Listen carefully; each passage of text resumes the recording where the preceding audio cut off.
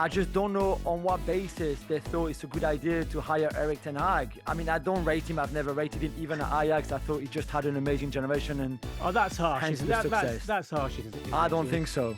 I don't think so. Hello, guys. Great to speak to you again. Hello, guys. Hey, JB. Hello. How's it going? And you've all had some great stories to cover this week. Let's go through some of them first of all. James, Oscar-winning acting royalty, Helen Mirren, pictured watching Lecce. It makes a difference because the celebs normally go to watch Como, don't they? What's the link here then between Helen Mirren and Lecce? Helen Mirren, holidays where I holiday, which is in Puglia. All right. So only the best. Exactly. No, so she has owned a farmstead in Puglia for a few years now, and she's been quite a frequent visitor to the Via del Mare stadium where Lecce play, typically around the start of the season because it kind of coincides with holiday season. But so yes, she was in the stands to watch her team, shall we say, play against AC Milan. And she was wearing a Lecce jersey. She had a matching hairband as well. Mirren number 10 on the back. But yeah, just a shame she saw her team lose. But she's a proper fan, so this won't be a one-off. She's been there regularly. Should we be back later this season? Will she be going to Verona on a cold Tuesday night? That's the question. I haven't seen her away from home following Lecce yet. But this time. Lecce, I think this is the third season that they've been in the top flight in a row, which is they are the kind of archetypal yo-yo club. But to be there 3 seasons in a row I don't think it's ever happened before. It's quite an achievement for the Salentini. So Archie, on to you. You were at the first top flight Bundesliga Hamburg derby for 14 years. So tell us about this, the atmosphere, the results, the expectations around the game, where they lived up to? So these two have played each other in the intervening years in the second division in the Bundesliga too. And that has added more fuel to the fire, I would say, ahead of this one. My anticipation and excitement levels were through the roof. Like, for example, the last time that Hamburg faced St. Pauli at the Volksparkstadion, it was a case of Hamburg needing to win or draw to make sure that St. Pauli don't go up in their own backyard under then coach Fabian Hutzler, just before he went to Brighton. And Hamburg did end up winning that, but also what created headlines was that before the game, Stefan Baumgart, the then Hamburg coach, had made a note of how St. Pauli's warm-ups always ended with them running in to the opposition half. And so he was like, well, we're not having that. We're going to stick our warm-up right there. And when it happened, it caused this, I'd say, mini fracas, scuffle, which got the whole stadium hot. And as a result, that power took Hamburg to a win that day.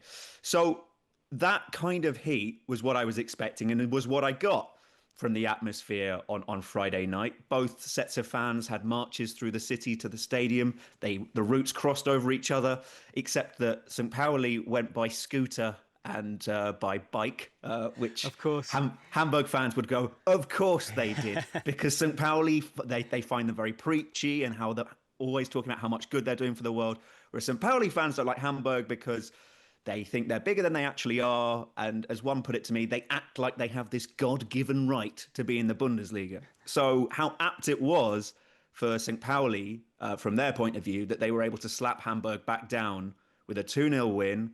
Andreas Huntonji, I believe, got a very important second goal in that. I mention him because he's on loan from Burnley. And credit to Adam Žvigala for the first goal as well, which was a lovely, well-worked corner routine that they'd been working on. I spoke to injured club captain Jackson Irvine at halftime, and he was saying, look, he's so good before the season begins, we call him the pre-season Lewandowski. So, yeah, from a St. Pauli point of view, very happy. It might take a little while for Hamburg to get things going under 34-year-old coach Merlin Polzin, who was a fan and did go away from home. I know that he was even in the away end away at Fulham in the Europa League semi-final in 2010, but has gone on to be a very impressive coach. So is this confirmation, Archie, of the kind of changing of power in the city? St. Pauli now the most successful club in the city at the moment? Depends who you ask, John.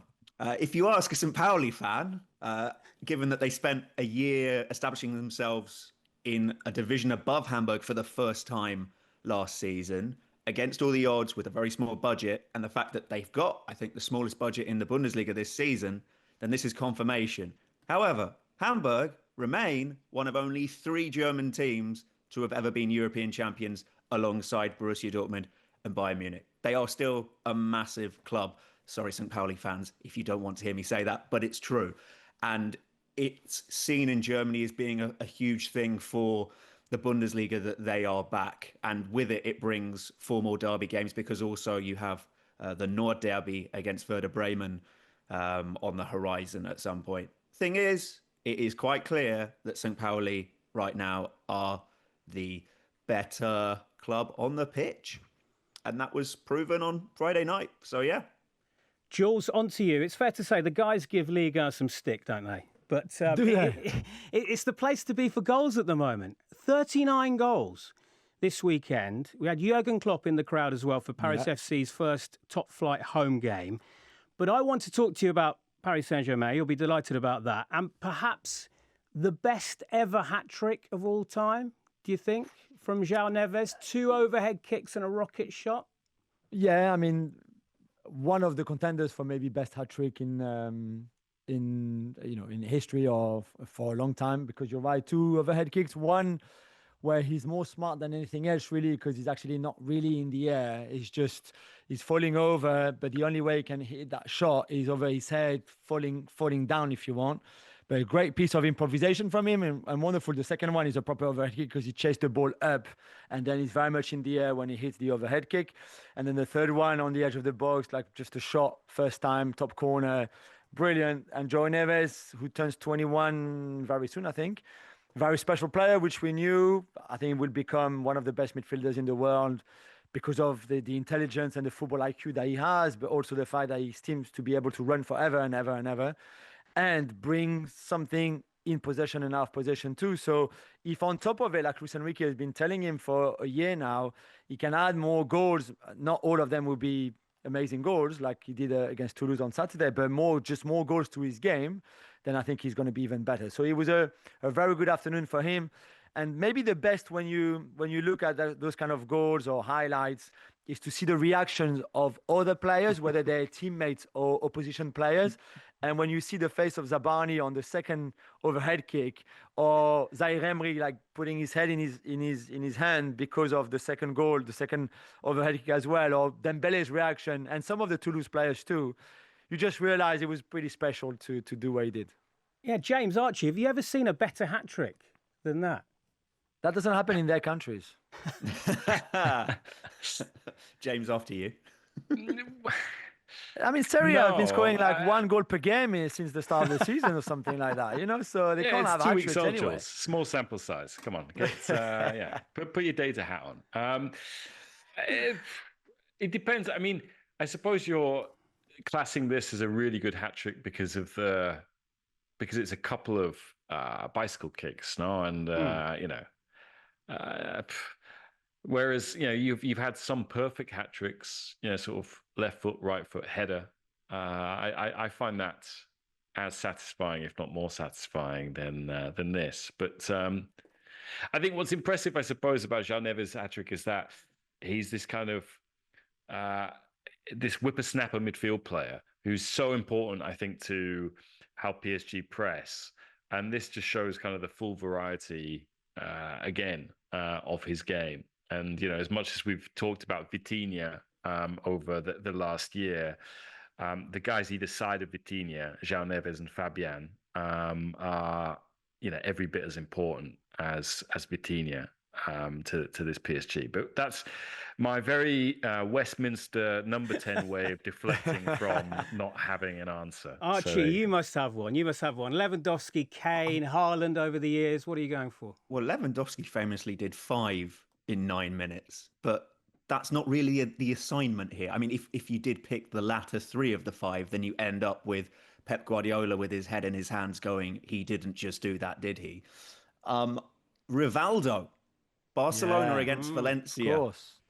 With one YouTube overhead kick, that. by the way. Yeah. Wow, From wow, outside the wow. box, no, that bicycle kick. Yeah, Incredible. yeah. I don't know if any of those three were inside the box, but I also think when we're classifying a hat trick, if this was an award ceremony, you've got to think about where we're categorizing the hat trick, because in terms of meaning, I think back to the best one I've seen live recently, or ever probably, was Ademola Lookman in the Europa League final for Atalanta, Yeah, because the quality of those goals, and in such a tense atmosphere and environment, to produce those levels of skill and to have the freedom to show everything that you're about, I was so impressed with that. That left a mark. And Spurs fans, I can hear them shouting, what about Lucas Moura away at Ajax to get them through to the final? I think, again, those are, I would say, contenders for the best moment hat-trick. But if we're talking about technical brilliance, I think Joao Neves is definitely up there. He's knocking on the Rivaldo door, I have to say. Lookman is a great shout. I didn't think of that one. Let's get on to perhaps the biggest story then coming out of European football this week. Erik ten Hag, sacked by Bayer Leverkusen after only 2 league matches in charge. So it is officially the fastest sacking in Bundesliga history. He made this statement following the news. Have a listen to this. Building a new cohesive team is a careful process that requires both time and trust. A new coach deserves the space to implement his vision, set the standards, shape the squad, and leave his mark on the style of play. I started this job with full conviction and energy, but unfortunately the management was not willing to grant me the time and the trust I needed. I know there are mixed views about Erik ten Hag on this panel, which we will get to. But Archie, this seems so harsh when you consider the talent that they have lost over this summer. When you consider who he had to take over from as well, this seems so harsh. I was not surprised, because I was at his first press conference before a game, which was away in the cup to Sonnenhof Groß Asbach, a name that rolls off the tongue in itself. And I was at that game, and they were not good.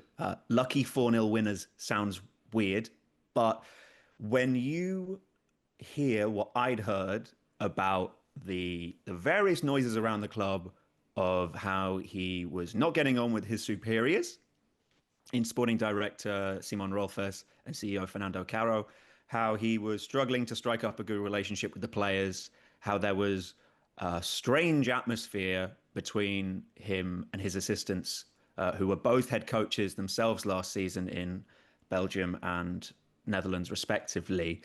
And also, Erik ten Hag was openly critical of club decisions in the media, which the way that Bayer Leverkusen achieved success under Xabi Alonso, which, as you say, of course, filling those shoes, very difficult, nigh on impossible.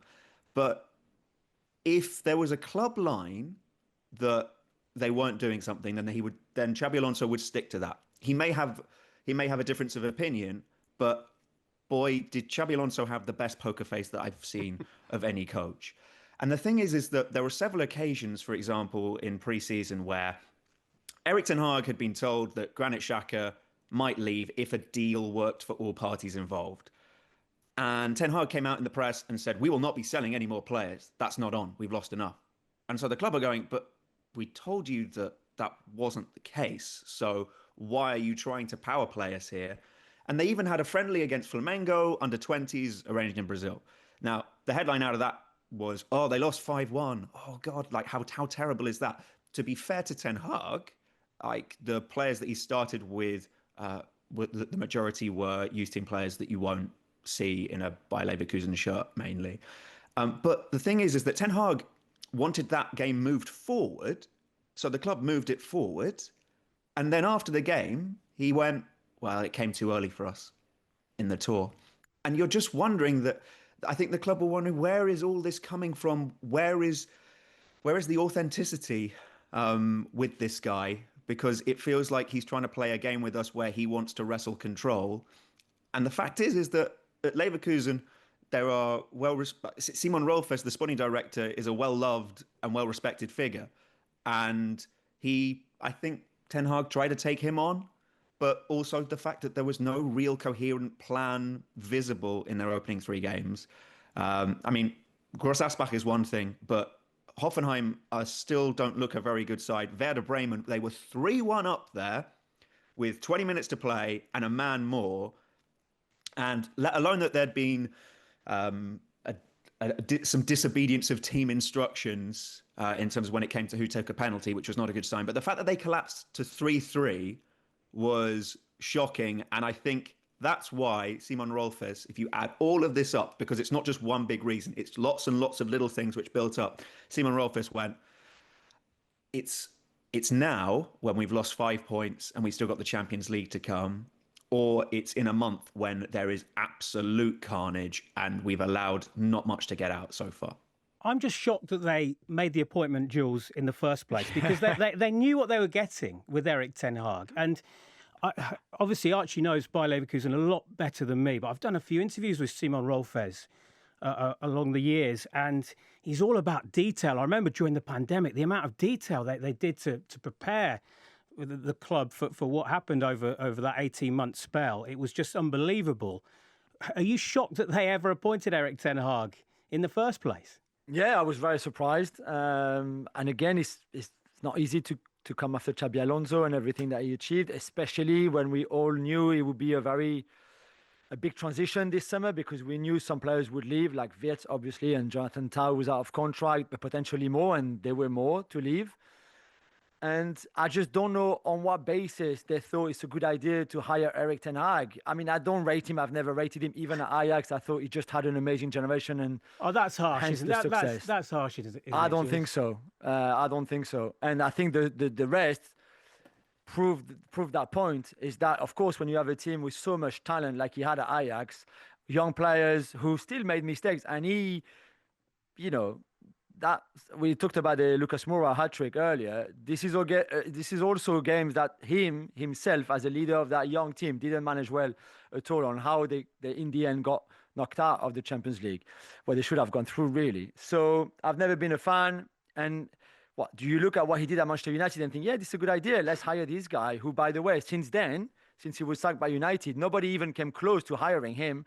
So I thought it was surprising from Bayer Leverkusen, but I really admire the fact that they took this decision after, I think he was appointed 99 days before, but really started 64 days before, because I think more clubs should do that when they really know deep inside that he's just not the right guy for the job. James, is Jules being a bit harsh there on Erik ten Hag? He did amazingly well at Ajax, and we've seen Ajax struggle since he left as well. There is an element of diminishing what he achieved with Ajax, because I remember going to some of their games that season when they reached the Champions League semi-final, and they were magnificent. And you can put that down to the generation of players that they had. But, I would say that many of those players have, gone to the likes of Juventus, Bayern, Barcelona since, Man United, and have not been great. They were obviously greater than the sum of their parts. None of those players have stood out and become leading players of their generation. I think it's taken Frankie de Jong some time at Barcelona to kind of really establish himself and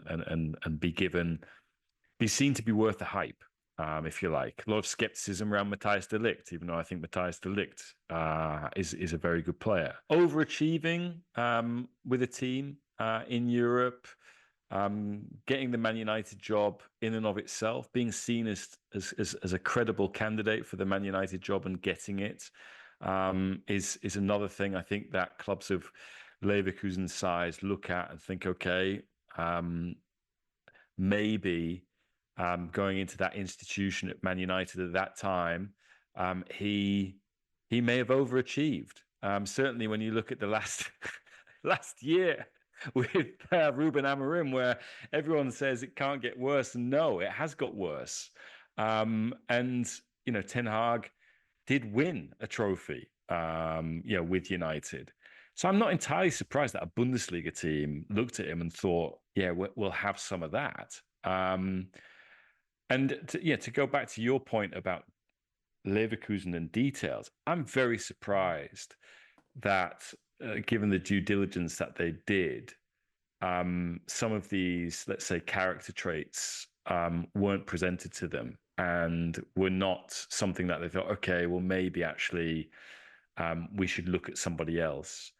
But I do think it maybe is also telling that sometimes the information you get is not the right information. Because a lot of people say, oh, yeah, you should, they tell you what you want to hear about a prospective candidate for the job that you're offering. I think it is harsh, frankly. On the one hand, What was harsh? What, that they sacked him so early? Because like yeah, Archie said, they knew there was going to be no improvement. I think He made the same mistakes that I did at United. It just repeated them.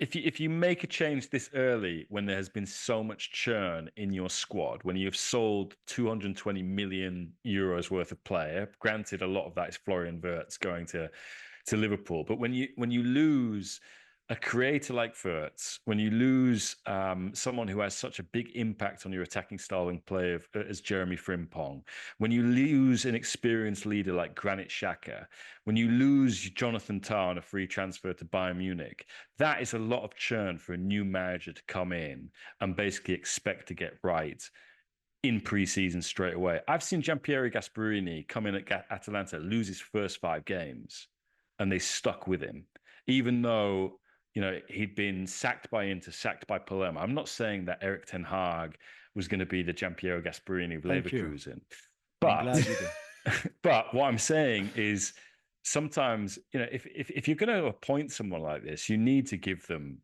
an element of the benefit of the doubt. Particularly after a summer like the one that they've had, which, as Archie said, even if you don't acknowledge the transfer churn, as Archie said, he's replacing Xabi Alonso. So you're replacing Xabi Alonso, a historic manager who's done something that nobody else has ever done in the history of Leverkusen, and you're doing it at a time where the team has lost so many of so many important players in that success. I think it was going to be very difficult for any manager to come in. No, I understand that. But then imagine after 2 months, after 62 days, or we say 64 days, your dressing room already just doesn't like you. I just don't think you can repair that. They don't rate you. They don't like you. They don't like your training sessions. The people above you who pay you, you don't get on with, you're fighting with. It's just, I just don't know how you can, I don't think you can resolve that. If your players already are just not on board after 60 days, they're not going to be on board after 4 months or 6 months. It's just, I think it's just done. And I would think, Archie, that the club, before taking the decision, ask the more senior players in that squad, saying, okay, what do you think now? What do we do? Is this really that bad? And the answer must have been yes, yes, and yes. I think the fact is they didn't need to ask because everybody was so much on the same page that they just did not like him. And I have not heard of one person who's gone, yeah, but at least, and then supported Erik ten Hag. From a Leverkusen perspective, he was so unpopular. There were quotes coming out in Sportbild, one of the biggest sport magazines here in Germany, that ten Hag, that the people who've been at Leverkusen for 15, 20 years say they can't remember a worse coach there. Wow. And look, I think that it is a harsh decision, as James says, but harsh doesn't mean right or wrong. And I think that's the prism that you have to look at this in. And I think that ultimately for Leverkusen, this is the right call, because it would have just caused more destruction within the club and to morale. And I know that now the idea is they will look for somebody so far with more experience for the next role, and somebody where they can maybe hope for a little bit of a better atmosphere as well, because they underestimated that. And just to also add to the points made, there was due diligence done. They looked They got good reviews from Munich, where Erik ten Hag was in charge of Bayern's second team a few years ago, and from Amsterdam.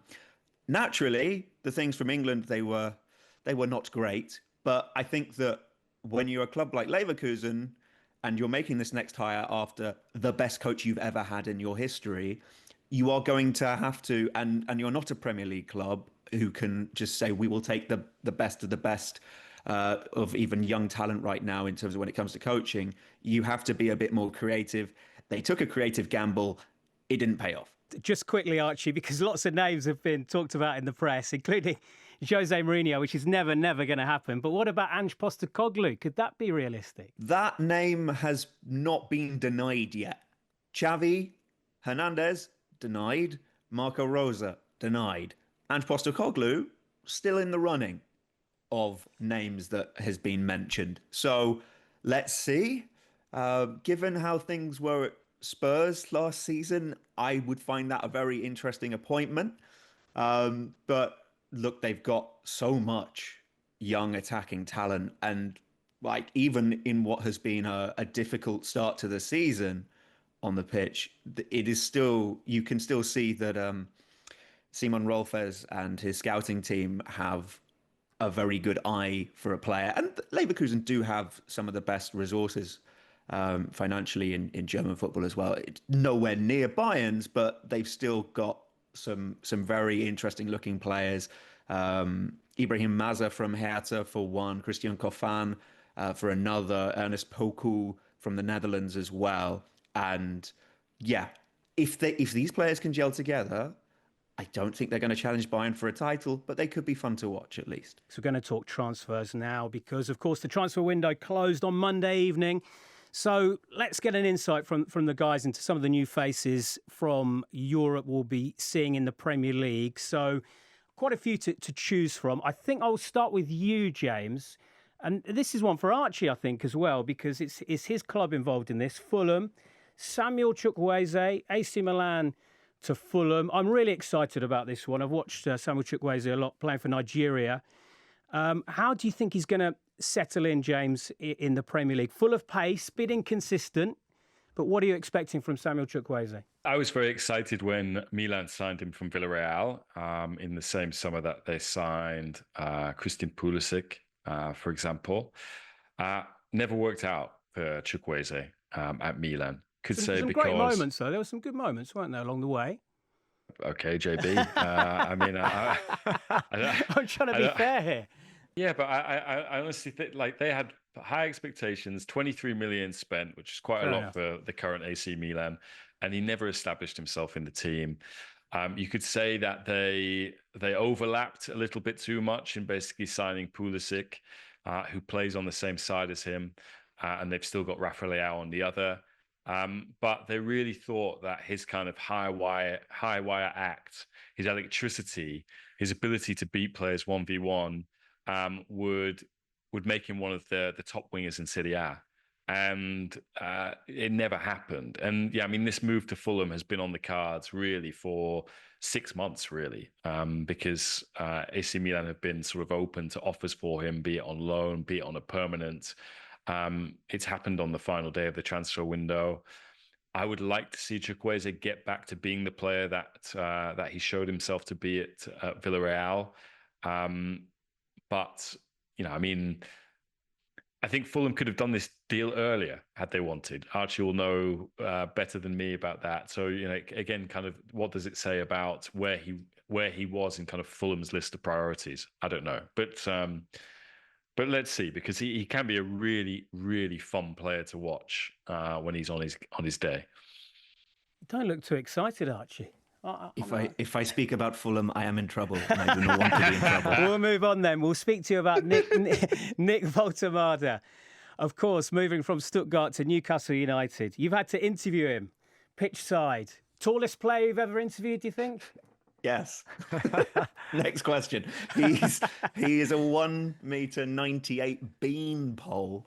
And so you think, okay, so holding the ball up. No. His best skill is dribbling.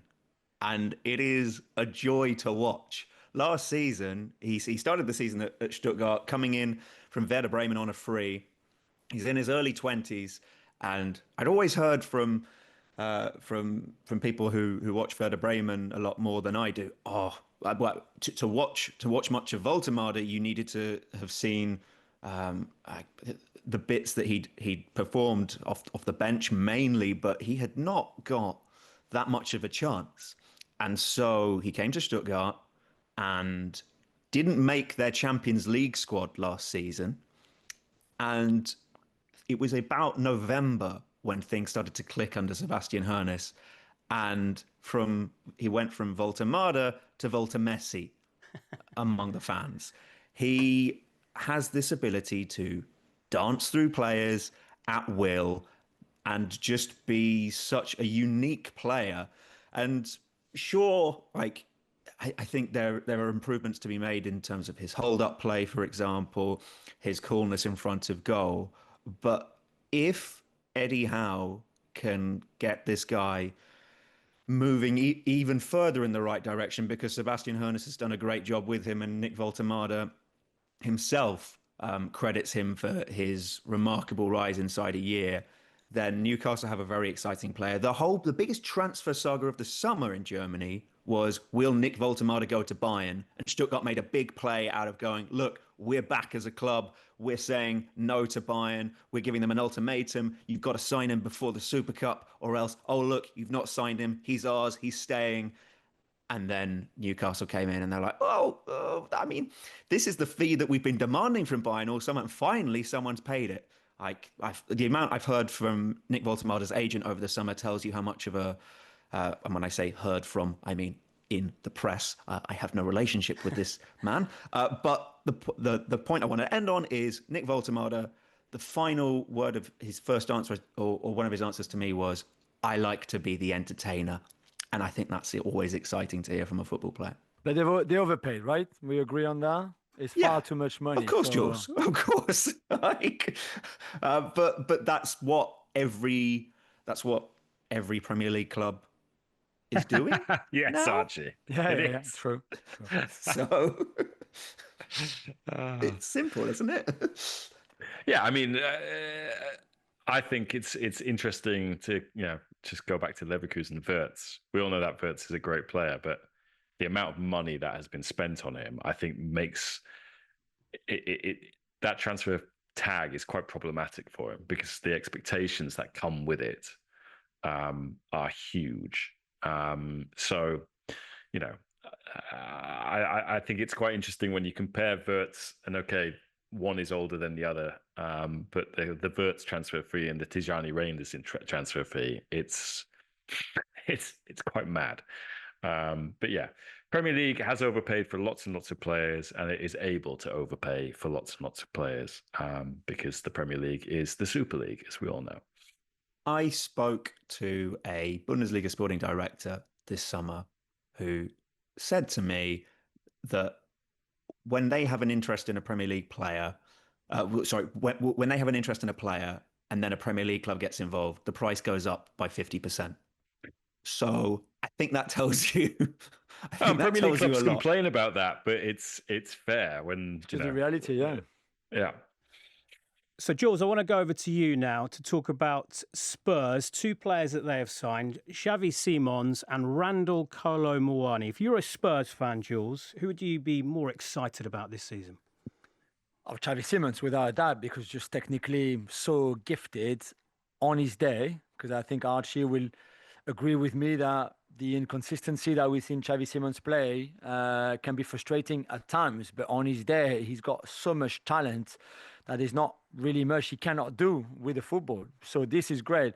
Kolo Muani has a very different skill set, technically not so good, despite being obviously one of my boys, Paris born and bred, which makes him, as you know, very special, handsome and intelligent. But outside of that, yeah, he's if you use him on his strength, with a lot of space to run into or run in behind, as we saw when he was at Frankfurt, for example, when you have those quick transitions forwards, when you play the running game with the ball or even without the ball, then he'd be good for you. When you have 60% of the ball or 65% of the ball, which will happen to Spurs in the Premier League this season, as we saw against Bournemouth, where they could have played for 5 hours without even having a shot on target, then Kolo Muani will struggle a bit. I mean, at Juventus, he started well, and then, as we expected, things became a bit more normal for him because he's a good player, but I just don't know how much of a game changer really he is for Spurs. Whereas I think that Xavi Simons, again on his day, can be a real game changer for Spurs. One thing I'd say about Xavi Simons, the reviews from Leipzig are in, and he might be an interesting test of Thomas Frank's no difficult people policy. Yeah, because good censorship. he left a bit of a trail there when it came to playing for the team, and he gave it back to the media with a celebration after a goal against Dortmund last season. But I have to say, if I'm trusting my eyes here, when I see about Xavi Simons, the player, and him playing for the team, then I say that there is still some work to be done there. But as Jules says, boy, does this guy have some potential and spark and magic in him. So let's see what Thomas Frank, the man manager, can do, because RB Leipzig has also been a bit of a chaos club when it comes to getting things pushing in the right direction. And last season, things went off the rails. And as you can see by the fact that they're not playing any European football this season. And just as a treat for you, Jules, before we move on to international football, talking of Paris born and bred, someone else from Bondy in the Premier League. That's right. So what is it? So Kylian Mbappe, obviously not in the Premier League, but at Real Madrid, Yeah. he's from Bondy. Is it William Saliba from William Bondy? Saliba, I and mean, Kolo Muani from Yeah, Bondy? Colomwani as well. Although Colomwani was not from there, but played there, played in at the club with Saliba and Mbappe and JD Convo, who just signed for Crystal Palace from Toulouse for around 26, 27 million euros plus a few bonuses. He's also was born in Bondy and played for Bondy. Centre back, just turned 19 in July. Wonderful talent. Was very good last season with Toulouse in Ligue 1. Can play defensive midfielder as well. Obviously, it's very early in his career, so this is a big step up for him to leave Ligue 1 to come to the Premier League so early. But he's got a huge potential. So I think this is a really good signing from Crystal Palace. And not surprisingly, because there was a few clubs around Europe who were keeping a close eye on him because he showed so many good promises for Toulouse last season that they were the first one to go. And it's easily one that you can see Palace selling him in, 4 years' time for 3 times the price they paid for him this summer. Ages ago, I went to Bondy and went to one of the training sessions with the kids, and they were so good. I just wonder, that was back in 2017. Just wondering how many of those kids I watched are now playing professional football, who are now it depends now on the age group, but that might have been him. You might have seen him. He was 11 at the time, so yeah. Right, let's get on to international football then. And I want to talk Gennaro Gattuso. James, it's fantastic to see him as Italy head coach. We'll have some drama. We'll have some... Well, oh, come on, please. Just from a fun point of view, from a drama point of view. So negative already. It almost feels like, Italy have missed a couple of World Cups recently. So negative. He's got a massive job on his hands. He's playing catch up. But yeah, you're not going to find this enjoyable. You'll get lots of clicks on your articles about Gattuso being Italy manager. I would like Italy to go to a World Cup. And look, I mean, I've spoken to some of the players. They're excited. Some of them have worked with Gattuso before, including Donnarumma. They think from a kind of emotive standpoint that he is the right fit. Kind of cometh the hour, cometh the man. They've got their backs against the wall after losing to Norway in June, and now the approach that's kind of being imposed on Italy by the Italian media is you have to win all of your remaining games and you have to score lots and lots and lots of goals, which, as Gattuso said earlier this week, that's not really who we are. It hasn't been the case, throughout our history. And it comes at a time when, Italy, I think a lot of people point the finger at Italy and say, where is the striker? Where is the Christian Vieri and, sort of Gigi Riva, Gianluca Vialli figure of the present? It's complicated. He's brought in a few new faces, including Giovanni Leoni, the Parma centre-back, who moved to Liverpool in the summer. I spoke glowingly of Leoni. I've had very high up people in Italian football tell me that Leone is a future captain of Italy. We'll see about that. And then Pio Esposito as well, striker for Inter, who had a very good season in the second division with Spezia last year, who, again, people talk highly of as being that striker for Italy. But they play Estonia in Israel this week, and they really need to hit the ground running and develop some positivity under Gattuso. Otherwise, even with an expanded World Cup coming up, I mean, that's the thing that is incredible. That this World Cup is going to be bigger than ever. So for Italy to miss out on that World Cup would be, well, I mean, it was called apocalyptic the first time they missed out in 2017. So I don't know what stage of the apocalypse we're in, but Jules is smiling as you say this. He's got no sympathy whatsoever. No, I mean, but James still comes to World Cup even if there's no Italy, So it's a win-win for him. Yeah. Whether they qualify or not, he'll still be there in the US. But you're excited, Jules, about Gattuso, aren't you? And what the prospect of the press conferences and. Yeah, I mean, through his whole career as a manager, it's been so eventful all the time. I mean, we had him in France, obviously, so we know. And there was just never a quiet day. And I think it was the same in Naples, for example, and it will be the same, although differently, because he won't have the players every day, and he won't always be, there on a daily basis in the news. But still, it won't be quiet. So it could be a fun ride. They will make it. It's impossible, James, that they don't make it. I mean, come on, So, and I want to see him at the World Cup because I think that could be even more of a fun ride, him at the World Cup. Sometimes maybe good, sometimes maybe subpar.